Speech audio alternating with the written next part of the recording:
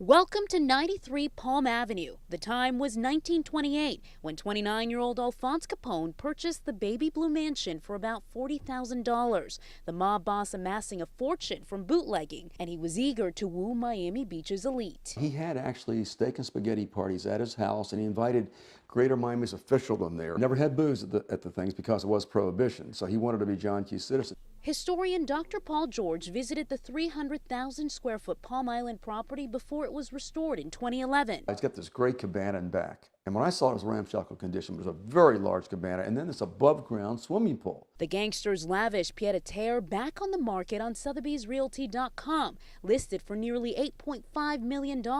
It sold for a little over $7.4 million this past summer.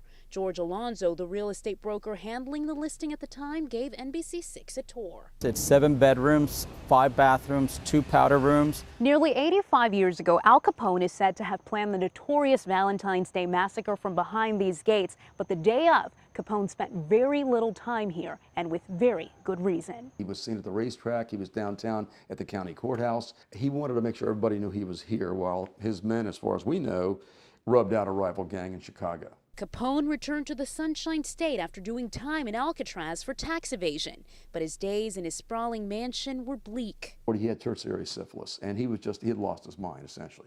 Capone took his final breaths on Palm Island after a stroke at 48, but his notorious legacy and home live on. I'm just amazed somebody didn't buy it with a lot of money and knocked it down and built whatever he or she wanted. It's incredibly historical in that it's still standing. Gilma Avalos, NBC6, South Florida.